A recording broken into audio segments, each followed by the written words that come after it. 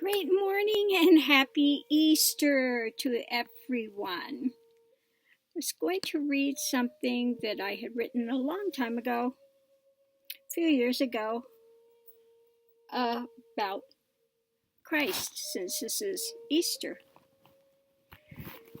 Christ manifests each day beyond the mind of limitations.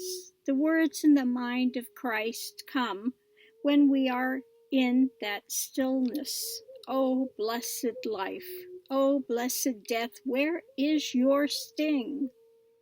In death is resurrection, and all dies to be reborn within this transient plane.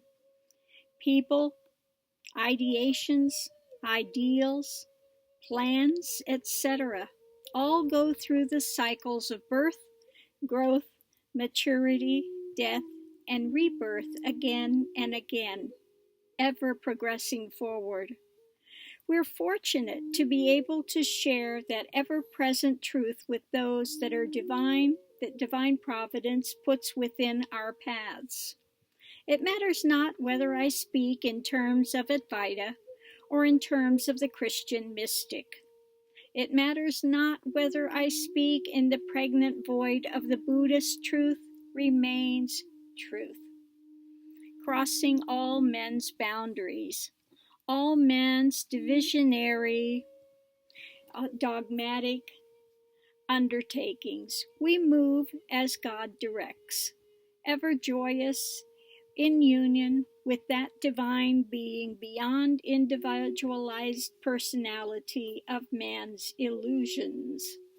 It's sad to see Christ limited to a religious persuasion, stuffed into a neat little package of do's and don'ts, a religious icon, and pushed into a dogmatic corner.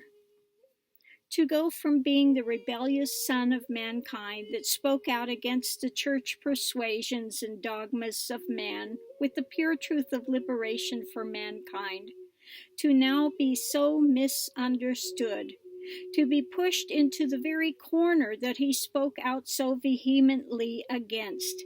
This is a sad state of affairs. So may we, my dear hearts, walk as a testimony to the liberation found within. The kingdom of heaven prevails. May we move in that kingdom on earth as it is. Love and blessings on this Easter morning. And since it's Easter morning, it's a good time to take a quick look at Christ and his message. What did he speak about? Number 1, love. To love one another. If one is truly coming from the heart, there will be no law against him. Love binds wounds, does not create them. Love is not mocking, arrogant, nor unkind. Love gives of itself without thought of reward. If I speak with the tongue of angels and have not love, I am as a sounding brass. So, a good indicator is, does it come from compassion and grace or not? Okay. Now, compassion and grace is not always syrupy sweet. Okay. So before one gets on that tirade, there were many times again that Christ did not appear compassionate, but it was compassion. Okay. Remember when he threw out the money changers out of the temple? Yeah. When he cursed the fig tree? Yeah. So before the naysayers come to my channel and say, point the finger, don't do it. Okay. Number 2, it is here now. He didn't speak of a far-off heaven. He said heaven is at hand. Heaven and hell are states of mind, not places in the universe. Although like minds will congregate together on the other side, which indeed would translate to a heaven, hell, or purgatory. Number 3, there is no death. He came to say and show that death is an illusion. Number 4, if you want to get out of suffering, then go and sin no more. Sin was an activity of body and mind, and if you want out of the mire, then don't chase it. He said basically go and sin no more. In other words, drop it, walk away. Number 5, he hung out with the suffering. Why? He said the well have no need of a physician. Why? The ones who are ill usually are the ones ready to seek. Those that think they already have it hear nothing, but they remain caught in their desires and pain, not willing to give up anything. They gather, then cling to the gathering. It creates a want for more, and the cycle is endless. They're always trying to fill a hole, and it only creates a deeper hole. Self-inquiry can show how the fallacy of the whole until only a whole, W-H-O-L-E, remains. Number 6, he showed a life of living truth and ethics with compassion. Number 7, he said, if you have seen me, you have seen the Father that sent me. In other words, I am the embodiment of that perfection. Love, compassion, honesty, ethics. But make no mistake, his words were not always honeyed.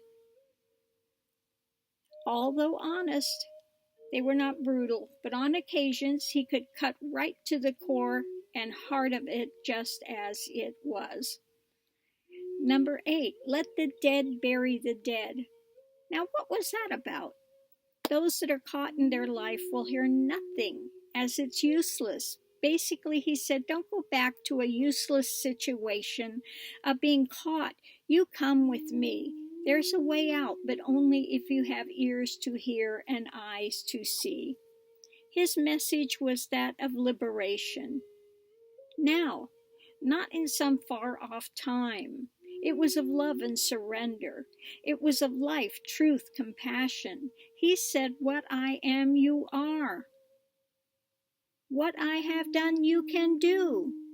Anyone can come to God directly, as there is no separation. And this was clear, with also the statement of I and the Father are one. Self-realization is this one. Death leads to resurrection. It cannot be reborn from matter to spirit unless it first dies. In other words, completed man would be born of water and spirit. Self-realization is to be done while in the flesh. Death comes and rebirth to liberation, and one remains whole, no longer with a hole. Blessed Easter to all. Guys, these are simply basics and not word for word, but simply to get an overall feel. It's simply to refresh the feeling of the message that he was attempting to share. It's just as valid today as it was back then. So those, that come, I have many that come to my channel and try to say, you need to accept Christ. Christ loves you. Like they're going to teach me something about Christ. I think first they should find Christ in their own lives and worry about their walk rather than worrying about somebody else's. I assure you, I know Christ quite well, and I know the Father quite well that he was speaking of. Okay. So anyway, happy Easter to everyone. Remember, today is a day of resurrection, okay? The living, the time of the living. So let's all go forward. Thank you for tuning in and have a wonderful Easter Sunday.